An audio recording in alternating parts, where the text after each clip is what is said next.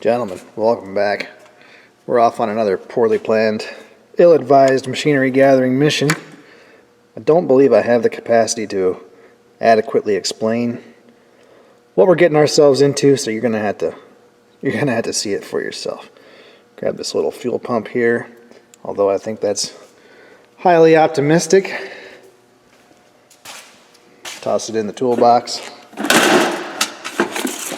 along with some fuel lines, spark plug sockets,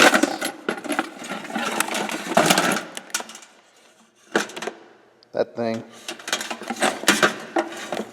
and that thing. Got a little bit of this mixed gas, good stuff, steel, and then another gas can full of diesel. Now, longtime viewers of the channel will know that I subscribe to an organizational philosophy known as the SOS system, stuff on a shelf. Unfortunately, since we've moved to the new location, I've regressed to the SIP system, stuff in a pile, or more accurately, several piles. I think what we're looking for, yeah, right there. Can't beat the brutal efficiency of the SIP system. You just shake it until what you want falls out. That's the good stuff right there. Well, let's get fueled up here. Had a feeling we're going to be needing a little comfort in a can. Well, I don't know about you guys, but I don't trust a man who doesn't have a knife in his pocket and at least 50 pounds of worthless crap in the back of his truck. Preferably with a bottle opener.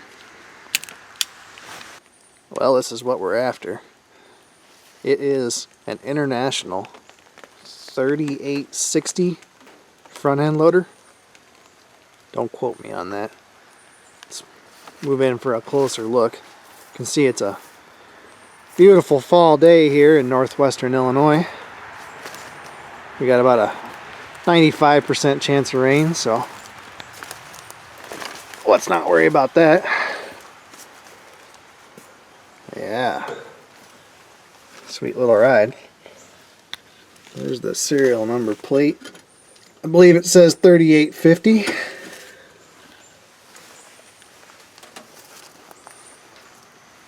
So this is a rigid frame loader, and only the back wheels steer.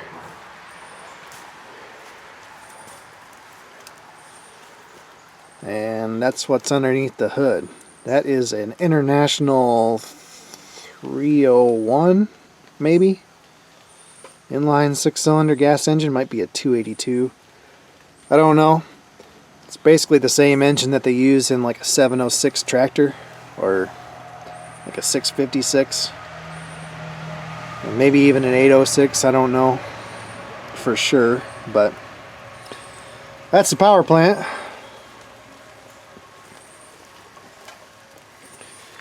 Here's the hood. Sometime that used to say 3850.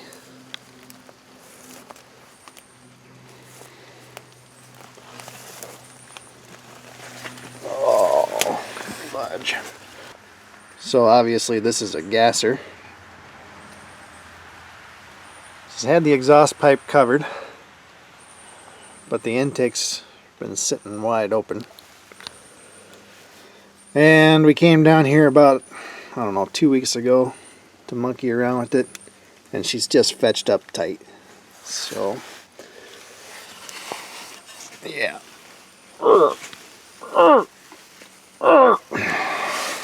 Nothing. So I thought I'd stop by today and poke a little transmission fluid in the spark plug holes and see if we can get it to pop loose.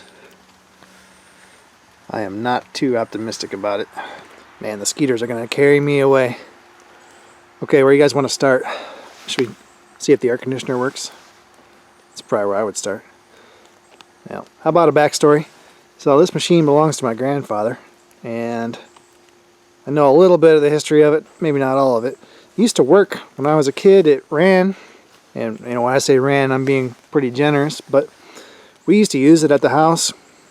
And I remember the hydraulics and everything seemed to work on it. And my dad fixed the hydraulic pump drive one time, I think, and that part works. Never had brakes. I don't think it ever ran on more than about 4 out of 6 cylinders. And I think there were doors on the cab at one time. Most of the glass is broken out now. This machine originally came from the state. I believe it was an Illinois, no, Missouri state highway machine. Somehow it found its way up here to Northwest Illinois. She's pretty rough.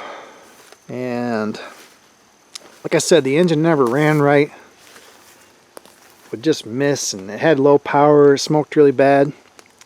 Anyway, my dad kind of poked around with it and figured out that it needed a valve job. It had low compression on a couple of cylinders. And for whatever reason, he didn't want to fix it. Probably because the rest of it's such a pile of crap. So it didn't get fixed and didn't get fixed, and then finally somebody approached my grandfather and told him that all it needed was a tune-up, and that he should just bring it over to his place and he'd get her tuned right up. And I don't know how long that took. Several years, I guess. But must have been a heck of a tune-up, because the end result was that he replaced the entire engine. So I kind of think maybe my dad was right in his original diagnosis, but who's to say? Well, somewhere along the line he put brand new tires on it. And as far as I know, after the engine was replaced, it was running, and they drove it into this location, and that's where they left it.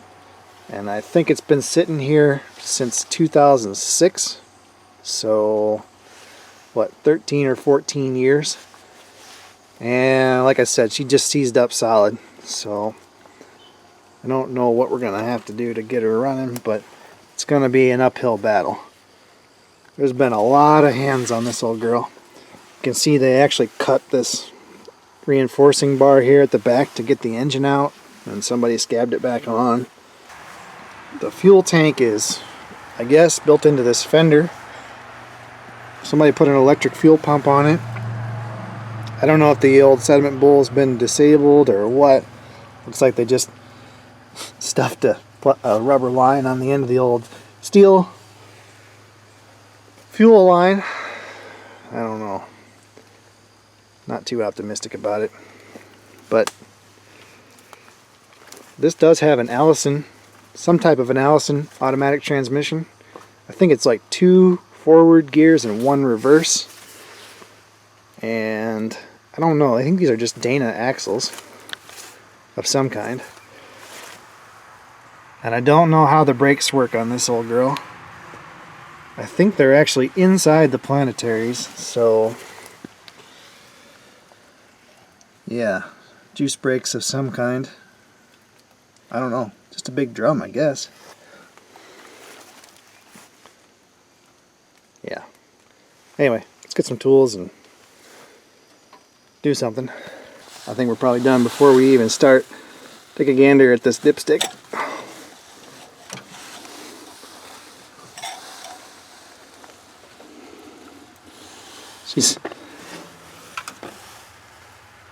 Can you guys see the actual level in there? It's full. Basically the crankcase is full above the center line of the crankshaft. So yeah, probably only holds like, I don't know, 6 or 8 quarts of oil. So it's probably got, I don't know, 4 or 5 gallons of water in it. I don't know how that happened, because the exhaust has been covered, and I don't see how it could really come through the intake.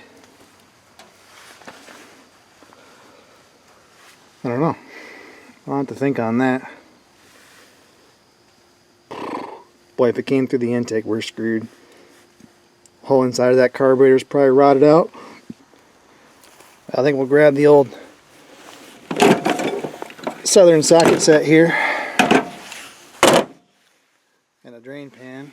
I think we'll just crack the drain plug loose on the oil pan and see what we get out of it.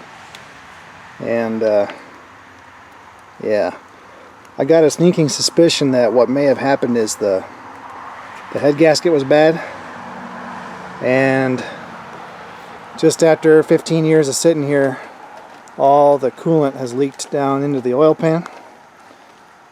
Or worse yet, there is water in the oil pan, and it's been freezing and thawing in there for God knows how long, and we may have some big problems on the bottom end of the engine. So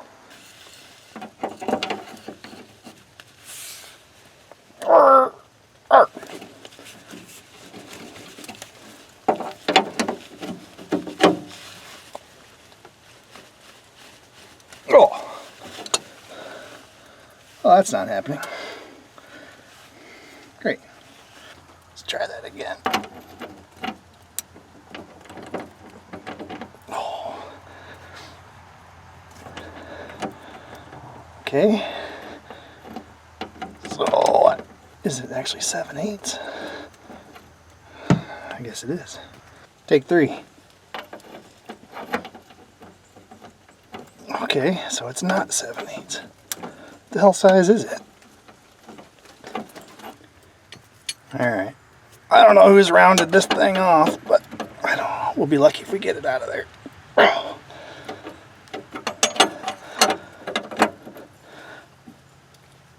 There we go.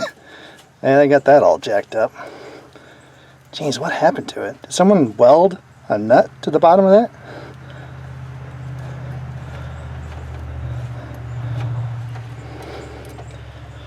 Okay, now I think we can let the water just run off first.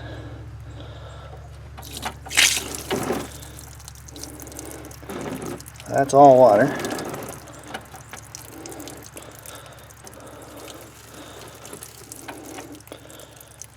And it looks pretty green to me, folks.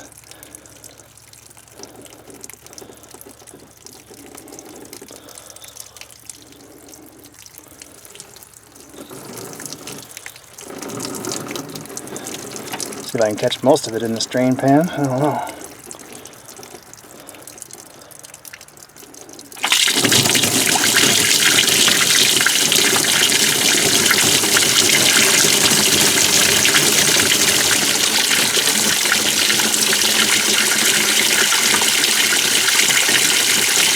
Looks like antifreeze to me.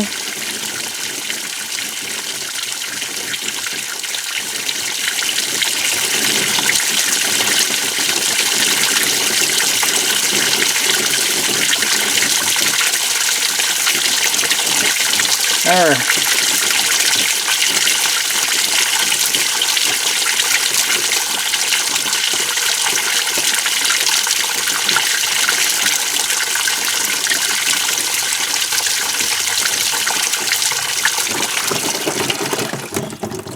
Oh yeah, that is some wonderful stuff.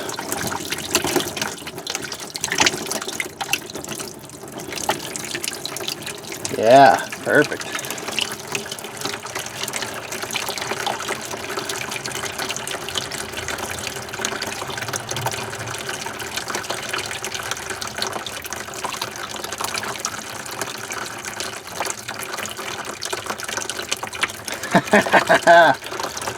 I don't think we're going to drive her out of here today. Maybe if Musty One was here, he could have it fired up by the time it gets dark, but not me.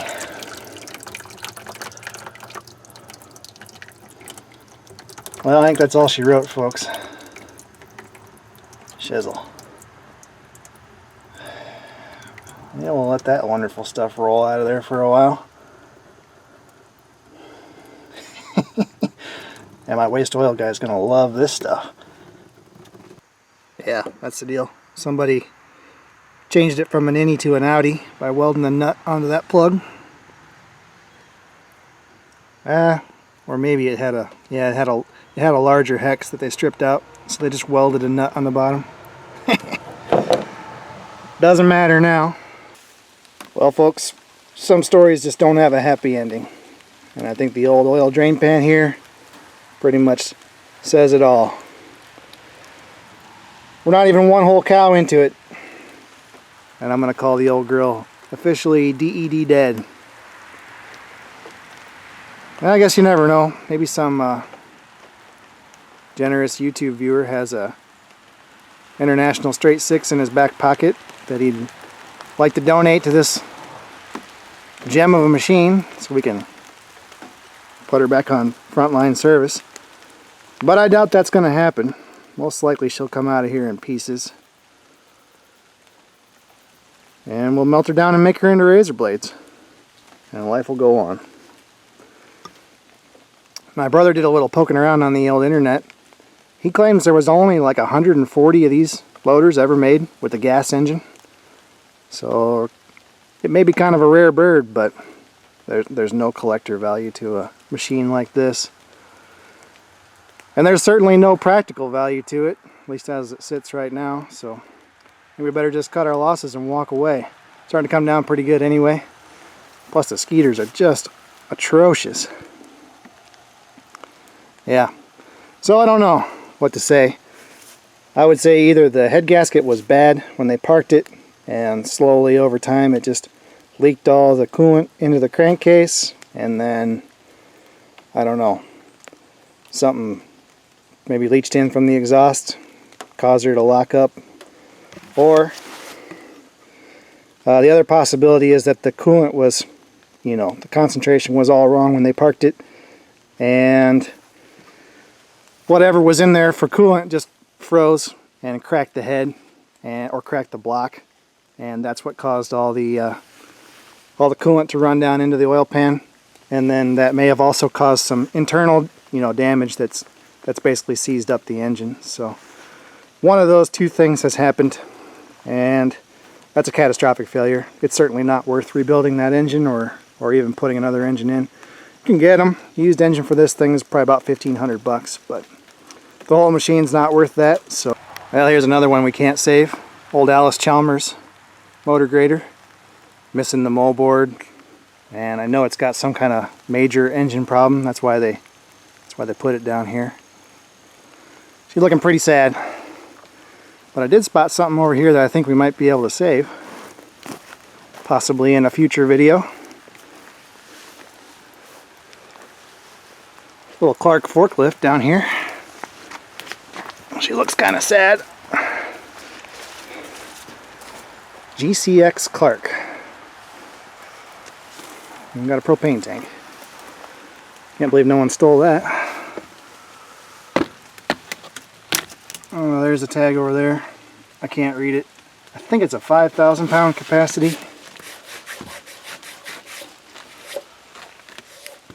says 5475 at 24 inches. So call it 5,500 pound capacity. Looks like it might have side shift.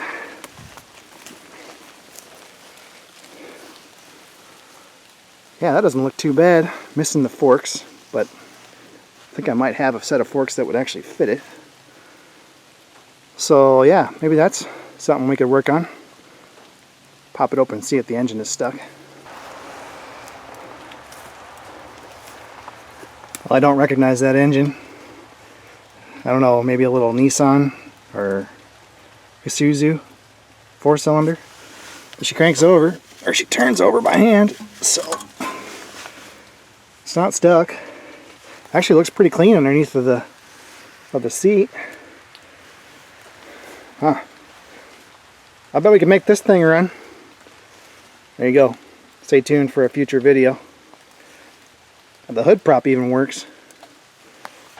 Well guys, I want to thank you for watching. I'm sorry it didn't turn out to be something cooler than what it actually is. It would have been awesome to ride in here, vice grip garage style, and toss in a battery and drive this old girl home, but just isn't going to happen. I'm going to get out of here, hopefully with a few of my red blood cells, and maybe I'll see you guys on a future project. If you like what we're doing, give me a thumbs up or give me a little comment down in the comment box. I always enjoy reading those. And if you want to see more of these videos like this, maybe become a subscriber. Always have abstained from asking people to do that. You guys can do whatever you want, but it does provide some encouragement. So yeah, anyway, that's all for now.